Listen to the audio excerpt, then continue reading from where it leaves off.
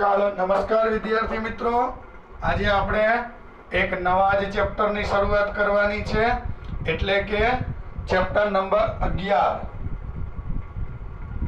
જેનું નામ છે દ્રવ્યના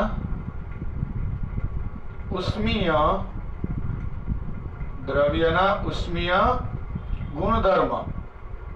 વિદ્યાર્થી મિત્રો, દ્રવ્યના ઉષ્મીય ગુણધર્મની આપણે આ ચેપ્ટરમાં ચર્ચા તમારી સાથે કરવાની છે। આ ચેપ્ટરની સૌથી પહેલા હું તમને થોડી ઘણી પ્રસ્તાવનાની અંદર માહિતી આપું કે આ ચેપ્ટરમાં શું ભણવાનું છે। તો વિદ્યાર્થી મિત્રો, ચેપ્ટરમાં ખાસ તમને શરૂઆતમાં તાપમાન શબ્દ અને ઉષ્મા શબ્દ, આ બે શબ્દ બહુ પ્રચલિત શબ્દ છે, પણ વૈજ્ઞાનિક દ્રષ્ટિએ, સાયન્સની દ્રષ્ટિએ આ બંને શબ્દોમાં કઈ ભેદ ખરા કે બંને શબ્દ એક જ છે? આ મારે તમને અહીંયા પહેલા સમજાવવું છે। એટલે આપણે શરૂઆતમાં તાપમાન અને ઉષ્મા શબ્દનો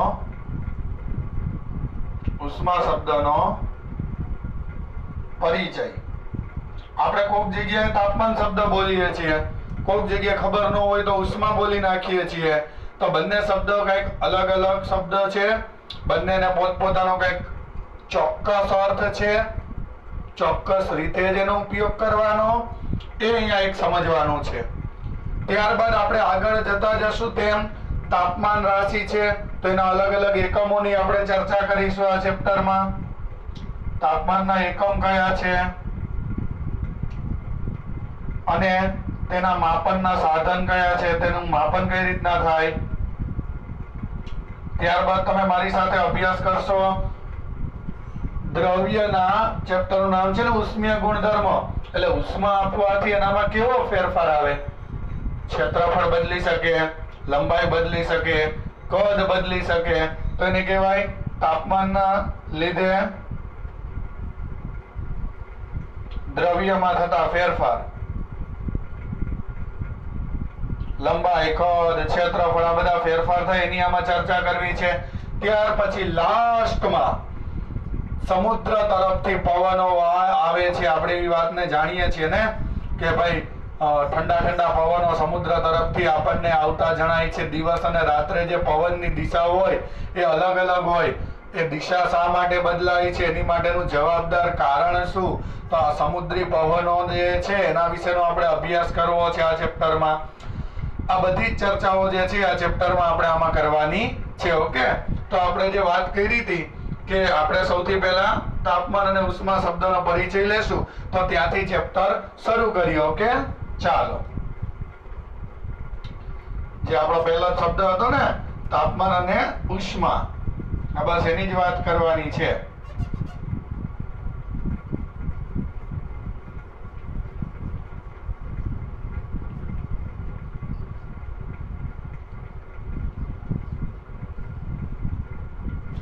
તો વિદ્યાર્થી મિત્રો, તાપમાન અને ઉષ્મા શબ્દ જે છે, ચાલો તો વિદ્યાર્થી મિત્રો, તાપમાન અને ઉષ્મા શબ્દ જે છે એનો આપણે અહીંયા પરિચય લેવાનો છે। આપણો પહેલો ટોપિક છે તાપમાન, અને જે આ ઉષ્મા શબ્દ છે દોસ્તો, એ બે વચ્ચે ખરેખર કોઈ ભેદ ખરા કે બે એક જ શબ્દ છે, એના વિશે આજે આપણે માહિતી લેવાની છે। તો તમે કોઈ પણ વસ્તુને સ્પર્શ કરો, બરાબર છે, તો બે વસ્તુની સરખામણી કરશો ને, તો કોઈ એક વસ્તુ દાખલા તરીકે અડવાથી તમને બહુ વધારે ગરમ લાગે, અને કોઈ એક વસ્તુ એની સરખામણીએ, બીજાની સરખામણીએ ઠંડી લાગે। એટલે દાખલા તરીકે આ રીતના બે પદાર્થ હોય, આ એ, આ બી, દાખલા તરીકે આ ગરમ લાગે છે, આ દાખલા તરીકે ઠંડુ લાગે છે, આ ગરમ લાગે છે। ઓકે, આ બે પદાર્થો છે।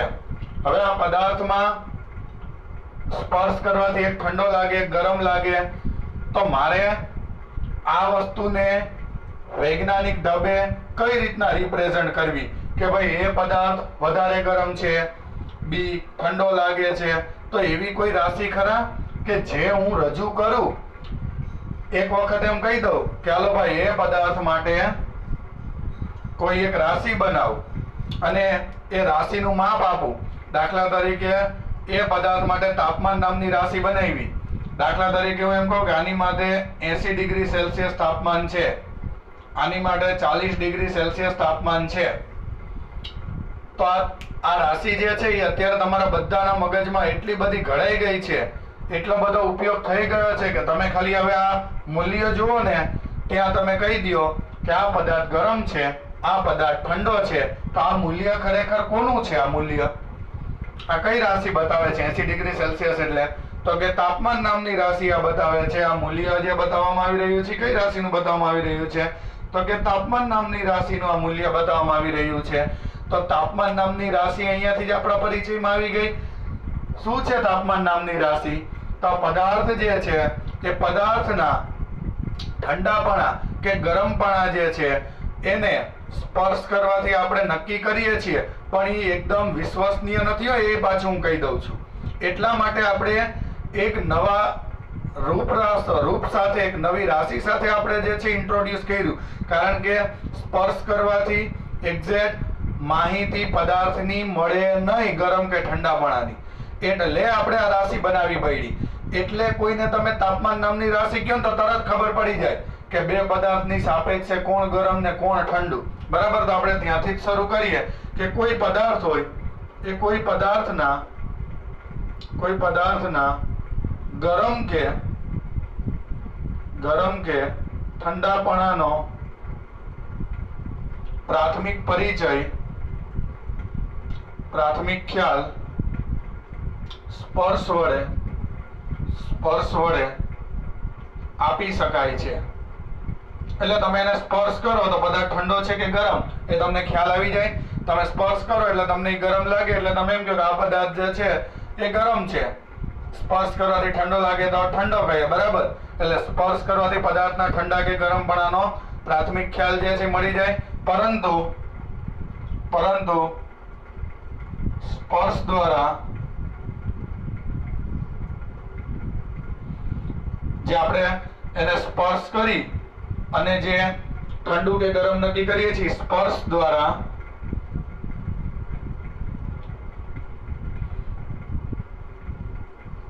કરવામાં આવતો અથવા તો સ્પર્શ દ્વારા જે આપણે અવલોકન કરીએ છીએ, બરાબર છે, તે સંપૂર્ણ તમારા મતે શું વિશ્વસનીય છે? એકદમ વિશ્વાસપાત્ર હોય છે? તો મારો જવાબ છે ના. સ્પર્શ દ્વારા કરવામાં આવતું અવલોકન અત્યંત વિશ્વસનીય કહી શકાય નહીં. વિશ્વસનીય કહી શકાય નહીં એટલે શું? વિશ્વસનીય કહી શકાય નહીં એટલે શું દોસ્તો?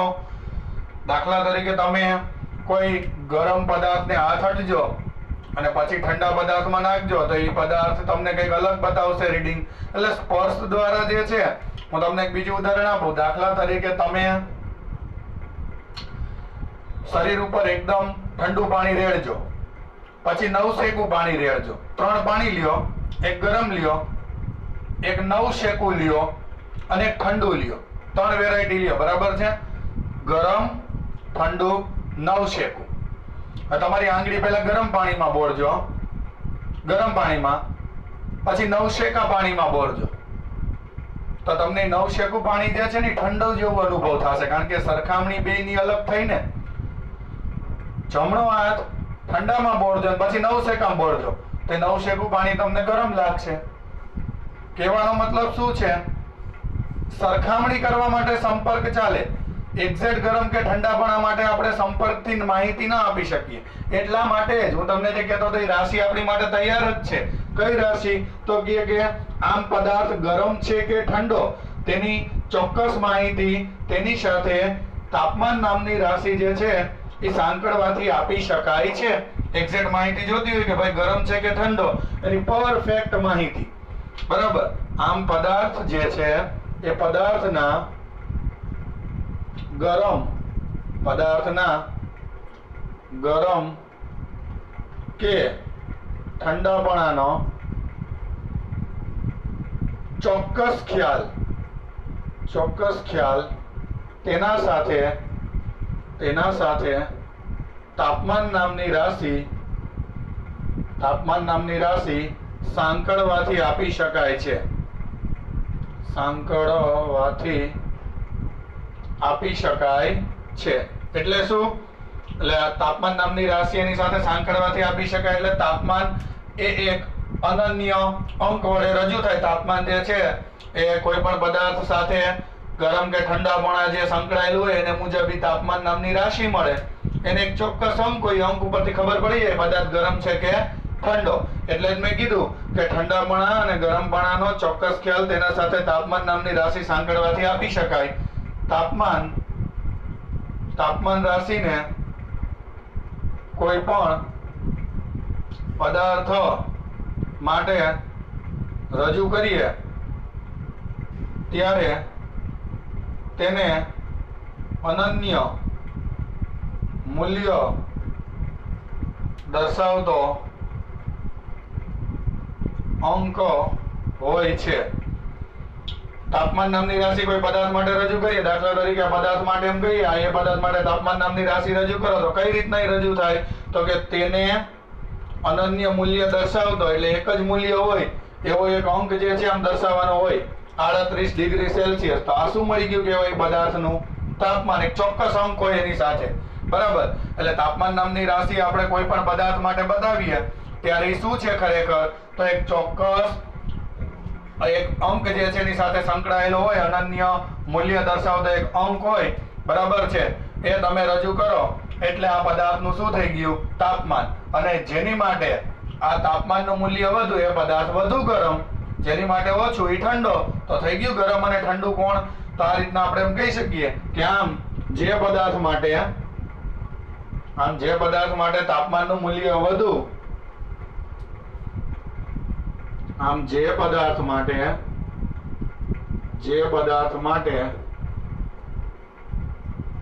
તાપમાન રાશિનું મૂલ્ય વધુ તે પદાર્થ વધારે ગરમ છે તેમ કહેવાય. વધારે ગરમ છે તેમ કહેવાય. બરાબર. તો આ તાપમાન નામની રાશિ થઈ ગઈ. તો હું અહીંયા હવે તાપમાન નામની રાશિ એટલે શું કામ આવે એમ લખી નાખું કે આમ પદાર્થના ઠંડા કે ગરમપણાને તાપમાન નામની રાશિથી રજૂ કરી શકાય. જેમ તાપમાન વધુ એમ તે ગરમ. બરાબર. પદાર્થના ઠંડા કે ગરમપણાનો ખ્યાલ તાપમાન નામની રાશિથી રજૂ કરી શકાય છે. એટલે તાપમાન તમે કોઈ પણ પદાર્થનું તાપમાન શોધી લ્યો, બે પદાર્થની સરખામણી કરવી હોય કે ગરમ છે કે ઠંડો, તાપમાન પૂછી લેવાનું. જેનું વધુ એ ગરમ, જેનું ઓછું એ ઠંડુ. ડન. તો આ તાપમાન નામની રાશિ આવા સમયે કામ આવે. તાપમાન કઈ રીતના માપી શકાય?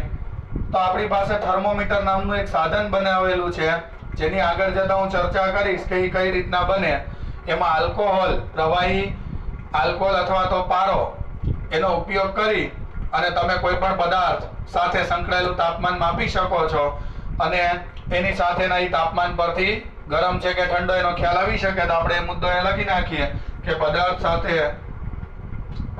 સાથે સંકળાયેલ જે તાપમાન છે, જે રાશિ છે એ પદાર્થ સાથે સંકળાયેલ તાપમાન કોના વડે રજૂ કરી શકાય? તો કે પદાર્થ સાથે સંકળાયેલ તાપમાન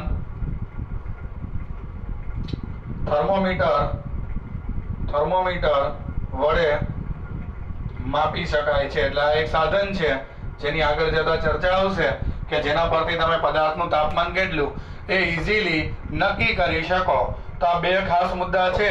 આ બધી આપણે ચર્ચા કરી કે કઈ રીતના તાપમાન જે છે એની જરૂરિયાત પડેલી છે આ રાશિની, અને એ તાપમાન નામની રાશિથી તમને આટલી માહિતી મળી જાય. તો તમને મારે પહેલો ખ્યાલ સમજાવવાનો હતો તાપમાન. તો એક તાપમાન એક અલગ શબ્દ છે, એક રાશિ છે. તો આ ઉષ્મા ક્યારે કામ આવે સાહેબ? ઉષ્મા રાશિ જે છે એ શું છે ખરેખર? તો એની હું હવે તમારી સાથે ચર્ચા કરું. હવે આપણે વાત કરીએ છીએ બીજી રાશિ જેનું નામ છે ઉષ્મા. તો ખાસ જોજો, ઉષ્મા નામની રાશિ જે છે એ શું આપણને રજૂ કરે છે? બે રાશિ ભણવી હતી ને, એક તાપમાન હતો, બીજી કઈ હતી? ઉષ્મા. ઓકે. ચાલો તો ઉષ્માની તમારી સાથે ચર્ચા કરી દઉં. એમાં કોઈ નવીન વાત નથી કરવાની, બહુ સહેલી વાત છે. ઉષ્મામાં આપણે એમાં પણ સરખામણી કરવાની છે. બે પદાર્થ લઈએ, બરાબર છે, અને બે પદાર્થ લઈ અને પછી એની માટે સરખામણી કરશું એટલે ઉષ્મા નામની રાશિની માહિતી પ્રાપ્ત થઈ જશે.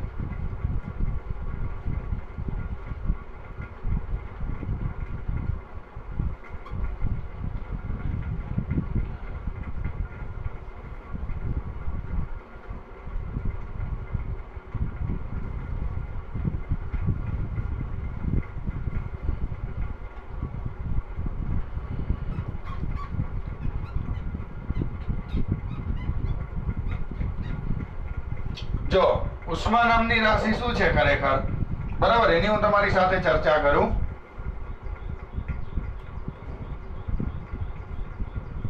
વિદ્યાર્થી મિત્રો, ઉષ્મા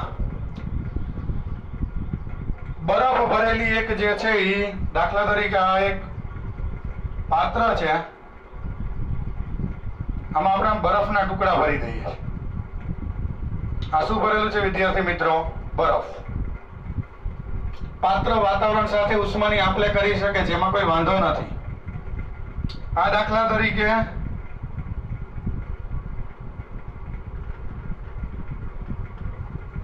આપણે એક રકાબી દોરી નાખીએ અને એની અંદર ચા ભરેલી છે એવું વિચારો, બરાબર છે. રકાબીની અંદર શું ભરેલી છે? ચા. દાખલા તરીકે આ કોઈ એક રકાબી લીધી, આની અંદર દાખલા તરીકે આપણે ચા ભરેલો છે એવું વિચારીએ. આ શું છે? ચા. ચાલો, સમય જતા જે છે તમને શું લાગે છે ચા શું થશે? આ રકાબી જે છે એમાં ચા શું થશે? આ ધીમે ધીમે જે છે એ ઠંડો થતો જશે, ઠંડુ થાય છે, અને આ બરફ ધીમે ધીમે ઓગળવા લાગે એટલે એનું તાપમાન 0 ડિગ્રીથી કંઈક વધે છે, એટલે ધીમે ધીમે શું થાય છે એમ કહેવાય, ગરમ થાય છે. આ બંને અવલોકનોને તમે ધ્યાનથી જો. એક તમને શું થતું લાગે છે? બરફ ગરમ થાય છે, જ્યારે બીજું તમને શું થતું લાગે છે? ઠંડુ થાય છે.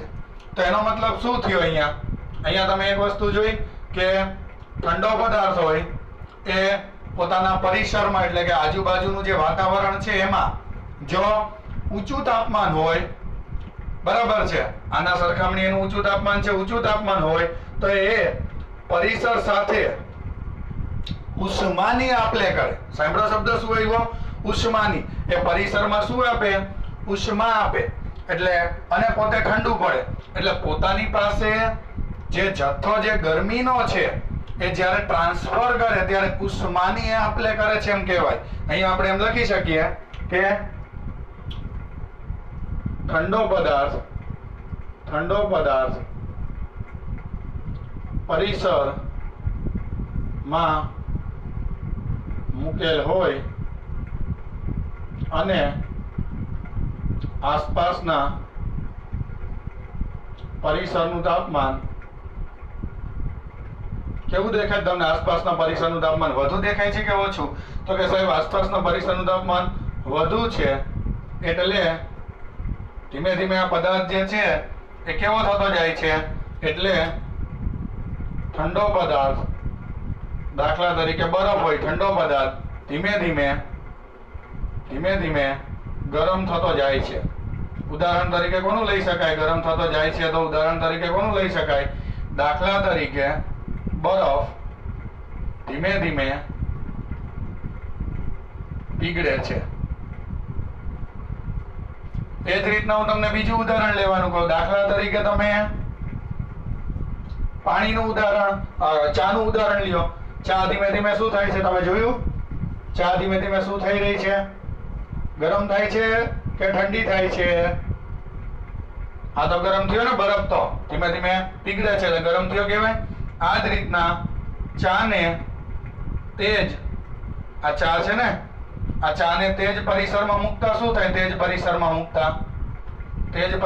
મૂકતા તે શું થતી માલુમ પડે છે? એ જ પરિસરમાં મૂકો તો તે ઠંડી થતી જાય, તે ઠંડી થતી જાય છે.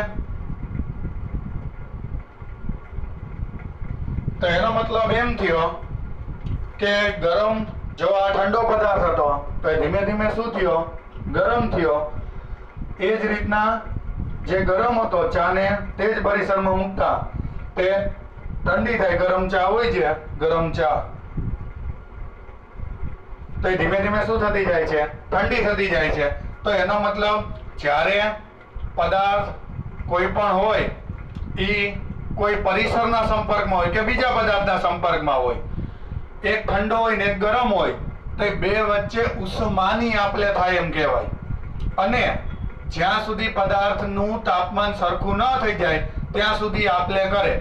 એટલે પદાર્થની ગરમી જે બહાર નીકળી અને બીજા પદાર્થમાં ગઈ ત્યારે એમ ન કહેવાય તાપમાનની આપ-લે થાય છે. તાપમાન ઓબ્વિયસલી ડિક્રીઝ થાય, પણ આપ-લે કોની બોલાય? ઉષ્માની. એટલે આપણે એમ કહી શકાય કે આમ ગરમ પદાર્થથી કયા પદાર્થ તરફ? ઠંડા પદાર્થ તરફ ઉષ્માની આપ-લે થાય છે. બરાબર. ક્યાં સુધી? બંને પદાર્થના તાપમાન સમાન થાય. બંને પદાર્થના તાપમાન સમાન થાય તો શું થઈ જાય? બંને પદાર્થના તાપમાન સમાન થાય ત્યારે આ આપ-લે બંધ થાય છે. બરાબર છે. બંને પદાર્થના તાપમાન સેમ થઈ જાય એટલે આપ-લે શું થઈ જાય? બંધ થઈ જાય છે. તો આપ-લે જે તમને વિદ્યાર્થી મિત્રો થતી જોવા મળી એ કોના લીધે જોવા મળી? તાપમાનના તફાવતને લીધે. તો એમ લખી શકું કે બે પદાર્થ વચ્ચે, એમ લખી શકું બે પદાર્થ વચ્ચે તાપમાનના તફાવતને લીધે, બે પદાર્થ હોય તેની વચ્ચે જે તાપમાનનો તફાવત એના લીધે, અથવા તો દોસ્તો બે પદાર્થ હોય એના વચ્ચે તાપમાનના તફાવતને લીધે અથવા પદાર્થ અને પરિસર વચ્ચે તાપમાનના તફાવતના લીધે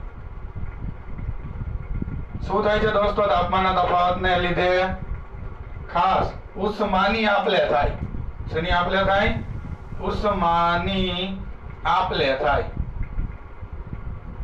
તો એમ વાત છે વિદ્યાર્થી મિત્રો કે ભાઈ જ્યારે પદાર્થ ગુમાવે, બરાબર છે, એટલે કે પોતાનું તાપમાન ડિક્રીઝ થતું હોય ત્યારે એમ ન કહેવાય કે તાપમાનની આપ-લે થાય છે. ઠંડો પદાર્થ, ગરમ પદાર્થ જે છે એ બેયના તાપમાન સરખા કરવા માટે, દાખલા તરીકે ચા હતી તો એ ગરમ હતી તો એને વાતાવરણમાં ઉષ્મા ગુમાવી. અહીંયા જે મેં ઉદાહરણ આપ્યું, અહીંયા ગરમ ચા તે જ પરિસરમાં મૂકતા તે ઠંડી થાય છે, તો ગરમ પદાર્થથી ઠંડા પદાર્થ તરફ ઉષ્માને આપ-લે થાય છે. એટલે કહેવાનો મતલબ તાપમાન સરખા ન થાય ત્યાં સુધી ઉષ્માની આપ-લે થાય એમ કહેવાય. એટલે ચા જે છે એ વાતાવરણમાં ઉષ્મા ગુમાવે છે એમ કહેવાય. ચા જે છે એ વાતાવરણમાં ઉષ્મા ગુમાવે. બરાબર. એટલે એ ગુમાવે ત્યારે એમ ના કહેવાય કે તાપમાન ગુમાવ્યું, તાપમાનની આપ-લે કરી એમ ના કહેવાય.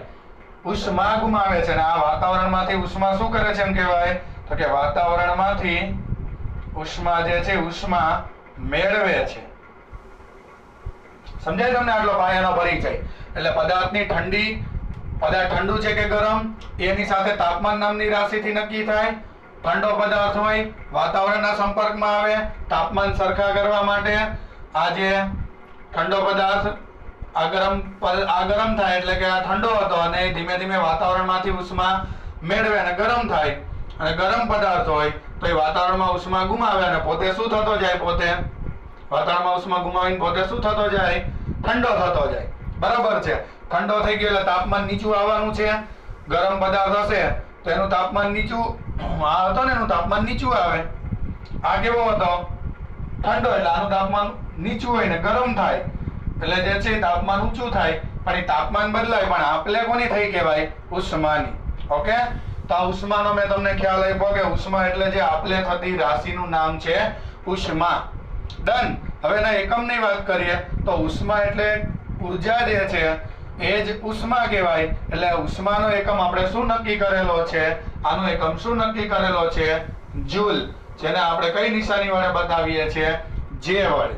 બરાબર છે. તાપમાનના થોડાક એકમની વાત કરીએ, કારણ કે એના ઘણા બધા એકમો છે, તો થોડા ઘણા એના એકમનો આપણે પરિચય લઈ લઈએ. ઓકે, સરસ. ચાલો,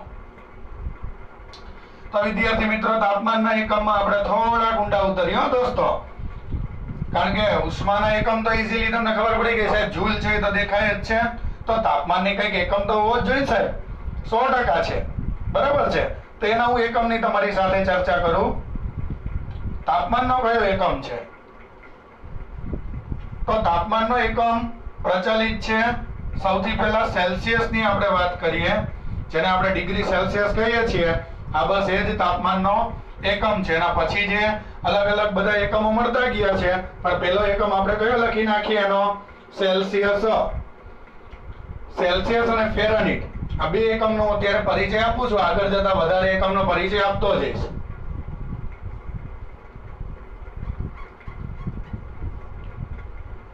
તો તાપમાનનો એકમ લખીએ સેલ્સિયસ અને બીજો ફેરનહીટ.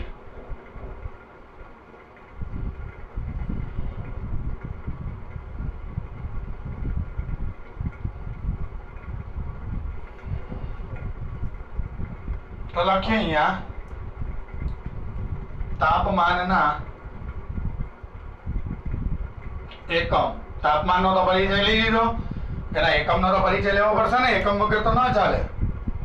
તો દોસ્તો, તાપમાન જે છે એ તાપમાનનો એકમ કયો પ્રચલિત છે? મેં તમને કીધું તાપમાનનો કયો એકમ સૌથી વધારે પ્રચલિત છે? એક્ઝેક્ટલી કેલ્વિન, બરાબર છે. પણ એ પહેલા તાપમાનનો એકમ સેલ્સિયસ થાય. સેલ્સિયસ છે. દાખલા તરીકે બરફ હોય, બરફનું તાપમાન ચોક્કસ દબાણે હોય ત્યારે 0 ડિગ્રી સેલ્સિયસ છે તેમ કહેવાય.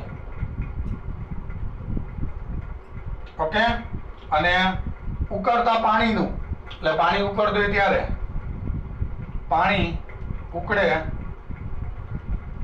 ત્યારે તેનું તાપમાન 100 ડિગ્રી સેલ્સિયસ કહેવાય.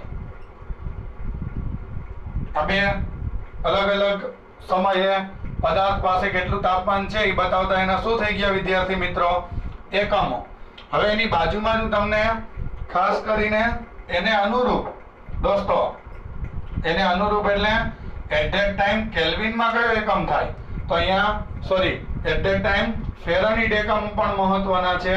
તો ફેરનહીટ જે છે એ ફેરનહીટ જ્યારે બરફનું 0 ડિગ્રી સેલ્સિયસ તાપમાન હોય ત્યારે ફેરનહીટમાં 32 ડિગ્રી ફેરનહીટ બોલાય છે.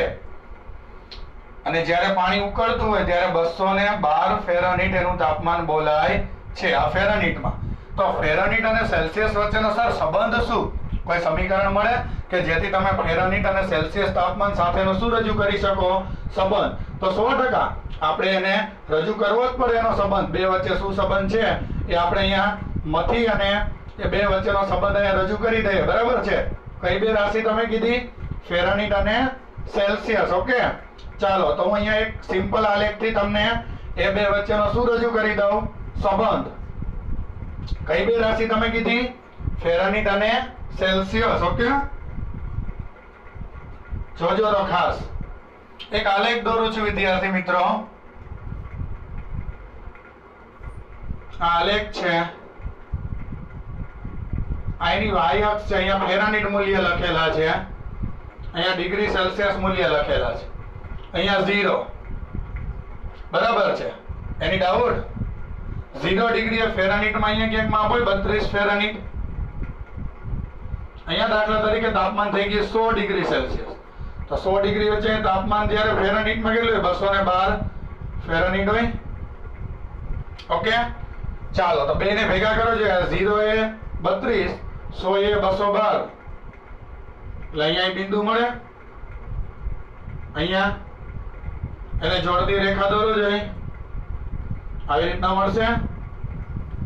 એની ડાઉટ? ઓકે, હવે ધ્યાનથી એક અવલોકન કરીએ દોસ્તો.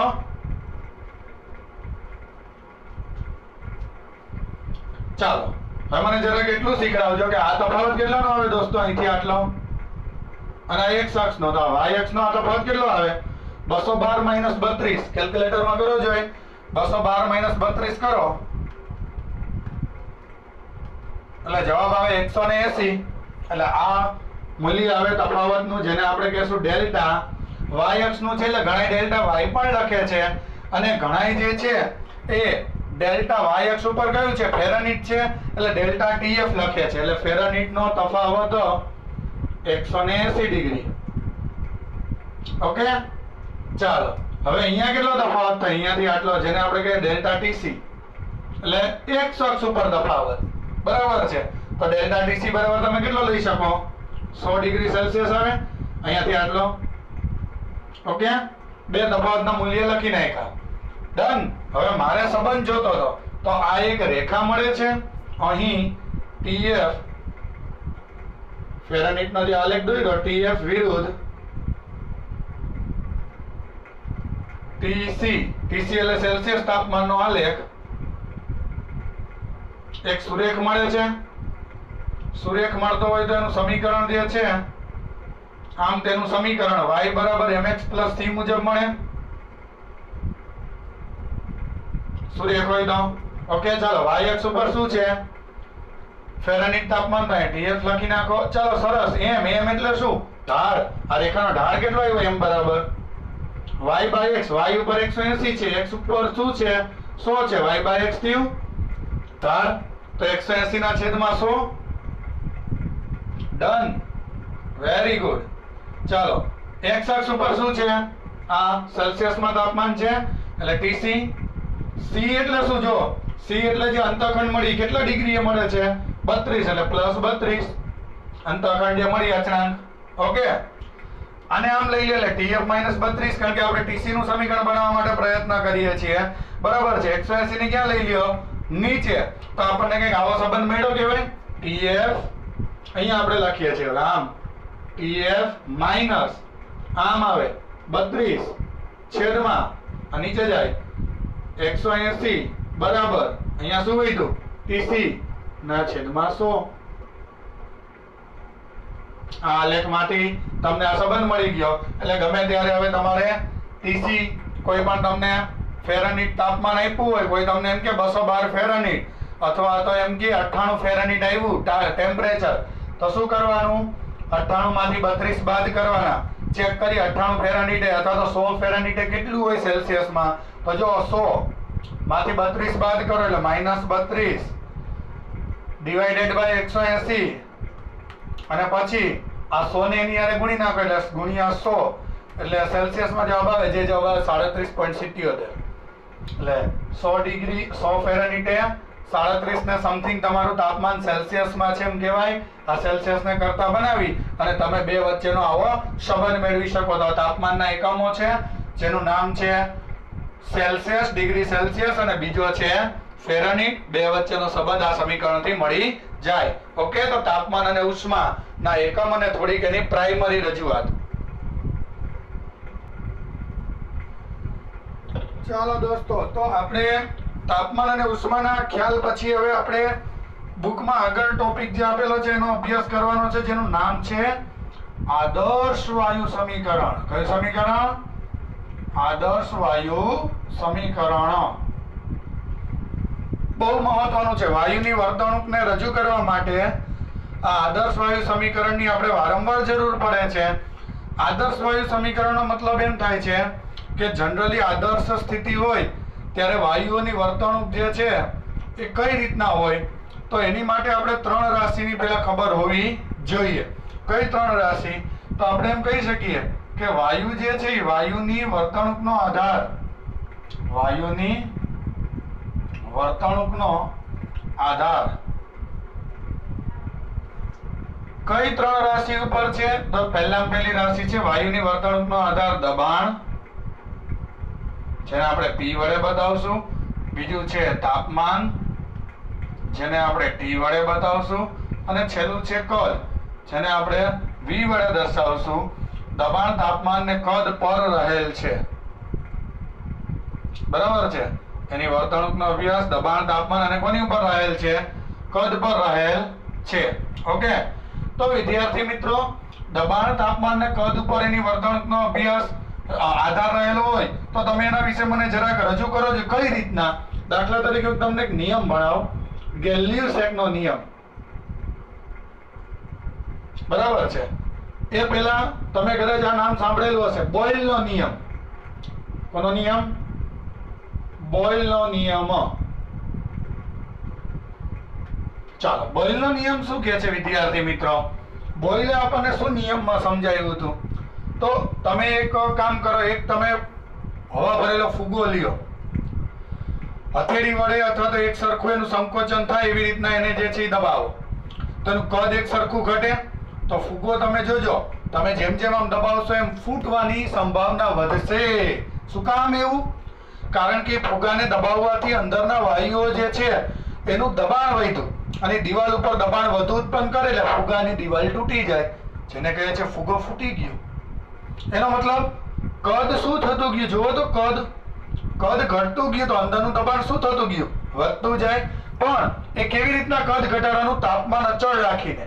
તો આપણે એમ કહી શકીએ કે બોયલનો નિયમ એવો હતો, અચળ તાપમાને, તાપમાન અચળ રાખો, અચળ તાપમાને પદાર્થ જે છે, વાયુનું જે કદ જે છે, વાયુનું કદ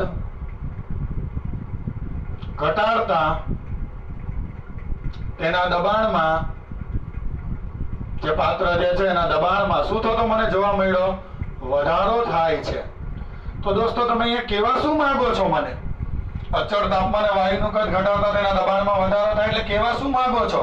કે દબાણ P કદના કેવા પ્રમાણમાં થયું? વ્યસ્ત પ્રમાણમાં. સમજાય? તાપમાન અચળ હોય, T બરાબર અચળ, તો કદ ઘટે તો દબાણ વધે. જે મેં ઉદાહરણ આપ્યું એ મુજબ કદ ઘટે તો દબાણ વધે. એટલે એકબીજાના વ્યસ્તમાંથી ચલનની દિશાને દૂર કરવા, તો સામે અચળાંક આવે ને v ને સામે જવા દો, તો શું સાબિત થયું? PV બરાબર અચળ. તો દોસ્તો, આ બોયલનો નિયમ હતો. એવી જ રીતના હું તમને એક બીજું ઉદાહરણ આપું, જેને હું કહીશ ચાર્લ્સનો નિયમ. દાખલા તરીકે તમે દબાણ અચળ રાખી અને કદ અને તાપમાનને બદલવાની પરમિશન આપો, તો તમારું જેમ જેમ કદ વધશે તેમ તેમ અંદરનું તાપમાન જે છે શું થતું જશે? વધતું જશે. પણ દબાણ કેવું છે? અચળ. તો આપણે એમ કહી શકીએ કે અચળ દબાણે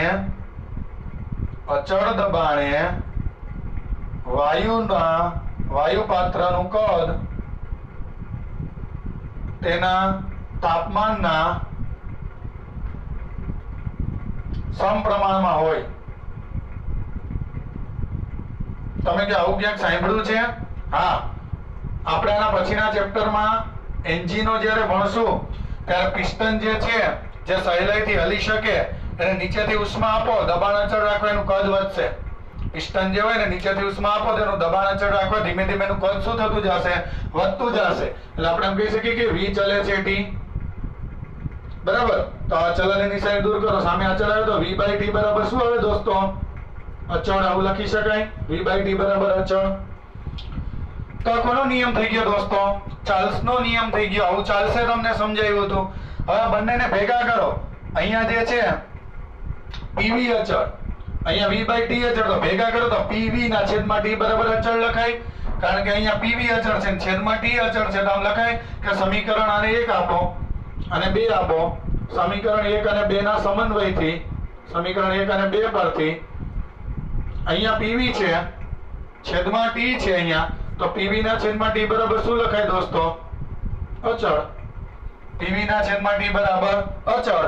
અને આ અચળાંક જે છે એ આદર્શ વાયુ માટે વાયુના મોલ અને વાયુ નિયતાંક r ના ગુણાકાર જેટલો મળે છે એવું સાબિત થયું છે. આ અચળનું મૂલ્ય, હજી અચળ સામે મળ્યું, અચળનું મૂલ્ય વાયુના જથ્થાના મોલ તથા વાયુ નિયતાંક r ના ગુણાકાર જેટલો મળે છે, જે આપણે અત્યારે સ્વીકારવાનું છે. બરાબર છે? સાબિતી પણ અવેલેબલ છે, પણ અત્યારે આપણે એના જેટલું અચળનું મૂલ્ય મળે છે એવું અહીંયા સાબિત થયું હોય તો PV ના છેદમાં t બરાબર અહીં શું લખાય? મ્યુ આર આને સામે જવા દો તો પીવી બરાબર શું જવાબ આવ્યો મ્યુ આર ટી. તો આદર્શ વાયુ જે છે એની વર્તણૂકમાં દબાણ અને કદનો ગુણાકાર તેના મોલ આર એટલે અચળાંક જેની કિંમત 8.31 બરાબર છે અને તાપમાનના ગુણાકાર જેટલું હોય આ સમીકરણને આપણે કહેશું આદર્શ વાયુ સમીકરણ. આ સમીકરણને કોના નામે ઓળખવામાં આવે છે દોસ્તો આદર્શ વાયુ સમીકરણ. ઓકે અને આની કિંમત કોઈ પૂછે આર ની તો આર બરાબર તમારે કહી દેવાનું 8.31 બરાબર. એનો એકમ આવે joule mall inverse kelvin inverse. Joule mall inverse kelvin inverse. કઈ રીતના એવો એકમ મળે અચળાંક છે એટલે કિંમત ફિક્સ હોય બરાબર છે. તો તમે આમ મ્યુ ને નીચે જવા દો એટલે મોલ ઉપર દે એટલે મોલ ઇન્વર્સ તાપમાન ને નીચે જવા દો એટલે કેલ્વિન કેલ્વિન ઉપર દે એટલે કેલ્વિન ઇન્વર્સ પીવી બરાબર છે દબાણ ગુણ્યા કદ બરાબર. તો તમે પીવી નો એકમ જુઓ તો પીવી જે છે દબાણનો એકમ ન્યૂટન પ્રતિ મીટર સ્ક્વેર અને કદનો એકમ મીટર ઘન. તો એ આવડે તો વૈધું શું ન્યૂટન ઇન્ટુ મીટર. તો બળ ગુણ્યા સ્થાનાંતર થયું એફ ડોટ ડી.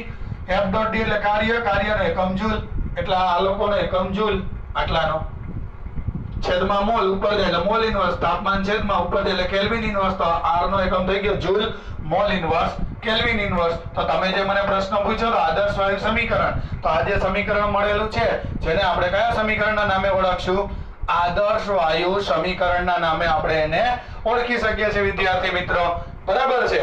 તો આદર્શ વાયુ સમીકરણ મળી ગયું છે.